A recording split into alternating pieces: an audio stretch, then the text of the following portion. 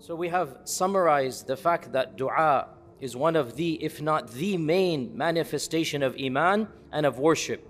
Today we're going to talk about the opposite, which is what happens when we make dua to other than Allah subhanahu wa ta'ala. What does the Quran tell us about the reality of worship to other than Allah? If we understand that dua is the primary manifestation of ibadah, then what will happen when dua is done to other than Allah?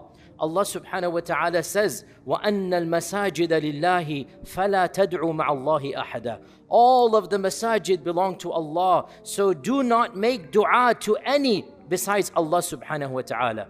And Allah subhanahu wa ta'ala says, قُلْ إِنَّمَا أَدْعُوا رَبِّي وَلَا أُشْرِكُ بِهِ أَحَدًا.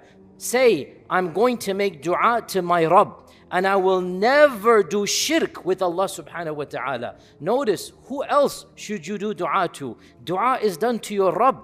When you make dua to other than Allah, what are you doing? You are directing an ibadah to other than Allah. And that is why Allah subhanahu wa ta'ala is saying, when you make dua, it must be to Allah and Allah alone. In fact, Allah criticizes, قُلْ أَنَدْعُوا مِن دُونِ اللَّهِ مَا لَا يَنْفَعُنَا وَلَا يَضُرُّنَا. Should I make dua to other than Allah? It's a rhetorical question. How foolish is that? Why would I make dua to other than Allah subhanahu wa ta'ala, to an entity that will not harm me, not benefit me? بَعْدَ إِذْ هَدَانَ اللَّهِ. After Allah has guided me to the reality of Islam, why would I make dua to other than Allah subhanahu wa ta'ala? And therefore, when Allah criticizes shirk in the Quran, actually the primary term that He uses is making dua to other than Allah subhanahu wa ta'ala. We have to understand, O Muslim, that if we understand this reality, that ibadah means having an understanding of the perfection of Allah and then worshipping Allah, then how can we ever have a ta'alluq, a relationship of that divinity with other than Allah? When we ask other than Allah, we automatically ascribe those powers to other than Allah subhanahu wa ta'ala. So a part of our kalima, a part of our tawheed is that we only worship Allah subhanahu wa ta'ala. Another misunderstanding that happens among some people is that they presume that they should only ask Allah infrequently, as if astaghfirullah is like a friend. You don't want to bother him too much by asking too many things. You know, if you ask your friend one favor, then you don't approach them for a few months or years, then you ask another favor. This is a complete misunderstanding of ibadah. Allah is not like a friend. Allah is the Rabb. Allah is the Malik. Allah is the Khaliq. You cannot live without Allah subhanahu wa ta'ala. You need Allah more than you need air, more than you need water, more than you need any other thing. So this presumption, I will only ask Allah when I need Allah. No, you need Allah every millisecond.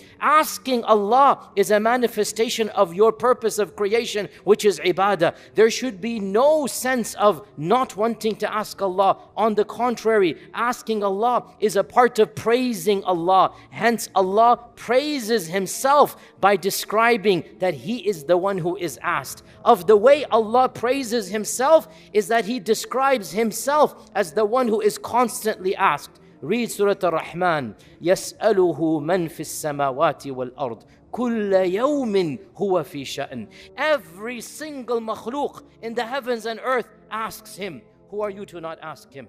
Every makhluk, every animal, every creation asks Allah at every millisecond. So who are you to not ask Him? كُلَّ يَوْمٍ هُوَ فِي شَأْنٍ. Every day Allah is in sha'an. Allah is in grandeur and majesty. Why? Because the creation is asking Allah subhanahu wa ta'ala. In Surah Al-Ikhlas, which we all have memorized, قُلْ هُوَ اللَّهُ أَحَدٌ اللَّهُ الصَّمَدُ. What does Ahad and Samad mean? Ahad, the one who is unique. There is none like Him. He doesn't need anyone else. Samad, Ibn Abbas said, the one whom the creation turns to for all of their needs. This is what the Samad is. The one whom the makhluk, their hearts go up to. الَّذِي يَصْمُدُ الْخَلَائِقِ. Samad means the one who is the source, the object of everything the creation needs. So do not feel a sense of arrogance or takabbur. I don't want to ask Allah. On the contrary, asking Allah is a source of your izzah and power.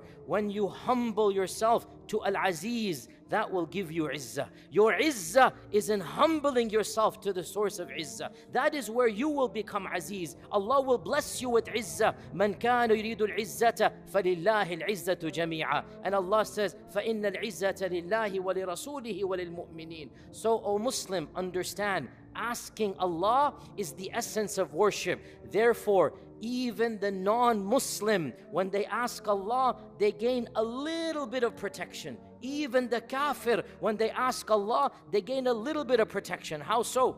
Read the Quran. Allah says in the Quran that the Quraysh are challenging, why don't you destroy us? Why don't you send the adhab upon us? Allah says, وَمَا كَانَ اللَّهُ مُعَذِّبَهُمْ وَهُمْ يَسْتَغْفِرُونَ. Allah is not going to send their adhab down onto them when they have at least a little bit of istighfar. And they have some ta'alluq and dua with Allah. Allah subhanahu wa ta'ala says, قُلْ مَا يَعْبَأُ بِكُمْ رَبِّي لَوْلَا دُعَاؤُكُمْ. My Lord has no concern for the Quraysh. My Lord has no concern for any of you. Because of what you have done, Allah subhanahu wa ta'ala has no concern for any of you. لَوْلَا دُعَاؤُكُمْ. Were it not for the fact you are still making some dua. This dua that you are making, and the Quraysh were making dua to Allah and to other than Allah, and that is shirk. But still, the fact that they had just a little bit of even partial dua to Allah, Allah says, that is the one cause that because of it, I'm not going to destroy you. You have that connection, you have a little bit of sanctity in the eyes of Allah. Can you imagine? The Quraysh are being told, لَوْلَا دُعَاؤُكُمْ. Were it not for that little bit of dua, Allah subhanahu wa ta'ala would have destroyed you. Even the Quraysh got a little bit of sanctity in spite of the fact of their theology and their rejection of the Prophet ﷺ. How much more so than when the Muslim turns to Allah and only Allah, what honor will be given to that person? Also realize therefore that turning away from dua, not making dua, is in and of itself a sign of arrogance that indicates no iman. When you turn away from dua in totality, the only understanding of this is that this is a type of kufr, that you are not worshipping Allah subhanahu wa ta'ala. In fact, this is exactly what we learn from the seerah. An incident, a very profound incident. There used to be a senior member of the Quraysh. The Prophet met him when he was a young man. His name was Ibn Jud'an. He was one of the respected politicians of the Quraysh. And the Prophet interacted with him and knew him. And he was the great uncle of Abu Bakr as-Siddiq radiallahu anhu.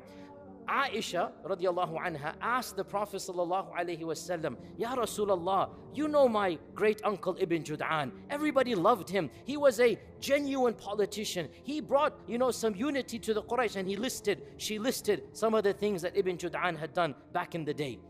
Will Allah accept his life because of what he had done? What did the Prophet say? La ya bint as-siddiqa. No, O daughter of a Siddiq. No, O Aisha radiallahu anha. Why? Lam yad'u qat. He never made one dua to Allah. Rabbi ghfirli, Rabbi ghfirli. He never made one dua to Allah. Because of that, what is the use of all of these deeds when there was no submission to Allah subhanahu wa ta'ala? When there was no iman, then what is the reality of a life without iman? But notice how it was phrased. Notice the reality of how his kufr was described. He never made dua, qat, not one dua to Allah subhanahu wa ta'ala. Meaning, what would have happened if he believed in Allah? Because he died before the coming of Islam. If he believed in Allah in some sense, without hearing the message of the Prophet, there might have been hope. Because he didn't, you understand, Zaman al-Fatra, before the wahi. If he believed in Allah and he was upon some version of Tawheed, maybe it would have been an excuse for him. But there was no dua that he ever made. So, O Muslim, don't be like Ibn Jud'an. Don't be like the one who only remembers Allah very infrequently or turns away from Allah. No, understand, Allah is your Rabb and you need Allah. Ya ayyuhan nas, antumul fuqara'u ila Allah, wallahu huwal ghaniyyul hamid. You and I are fuqara. We need Allah for everything, and Allah is al-ghani. Allah doesn't need us. We need Allah. So asking Allah is a sign of our iman in Allah subhanahu wa ta'ala. To summarize this entire talk, I'll quote you one beautiful hadith of the Prophet sallallahu alaihi wasallam reported in the Sunan of At-Tirmidhi. مَنْ لَمْ يَسْأَلِ اللَّهَ يَغْضَبْ عَلَيْهِ. Whoever does not make dua to Allah, whoever does not ask Allah, Allah Azza wa Jal becomes angry with that person. Asking Allah makes you beloved to Allah. One of the poets of the past said, how majestic is Allah. The more you ask Him, the more He loves you. And as for any of the makhluk, the more you ask them, the more they despise you. How majestic is Allah. The more you ask Allah, the more He will love you. And the makhluk, any makhluk, even your blood brother, if you keep on asking, what's going to happen after a while? Enough, how much can I give for you? So you don't make qiyas, you don't make analogy between the makhluk and Allah. O Muslim, asking Allah is a manifestation of your ubudiyyah and Islam. And turning away from asking Allah is arrogance. And worshipping other than Allah is the essence of shirk. So ask, and ask frequently, and continue to ask. And we will continue inshallah in our description of how we ask Allah. Wassalamu alaikum wa rahmatullahi wa barakatuh.